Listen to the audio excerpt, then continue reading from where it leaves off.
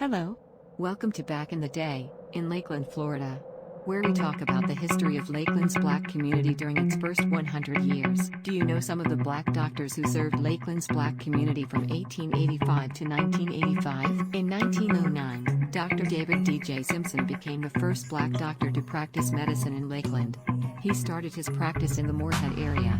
During the Great Influenza of 1918, Dr. Simpson received local prominence for attending to sick white patients, despite bigotry and racism against him. In recognition of Dr. Simpson's service over the years, in 1957, the city of Lakeland named the recreational center in Lakeland's Pinehurst neighborhood in his honor. Dr. W.J. Johnson was the second doctor to practice medicine in Lakeland. Dr. Johnson saw patients in the city as early as 1936, before serving in World War II.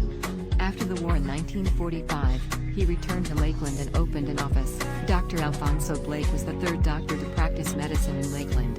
He opened an office in 1941 and also became a prominent civic and community leader. In the 1950s, Dr. John Jackson came to Lakeland. Dr. Jackson was the first black doctor hired as a surgeon by Lakeland General Hospital, now Lakeland Regional Medical Center. In addition to his medical profession, Dr. Jackson served as a local community leader and elected official. The public park adjacent to the Coleman Bush building was named in Dr. Jackson's honor. Dr. Gal Bush came to Lakeland in 1953.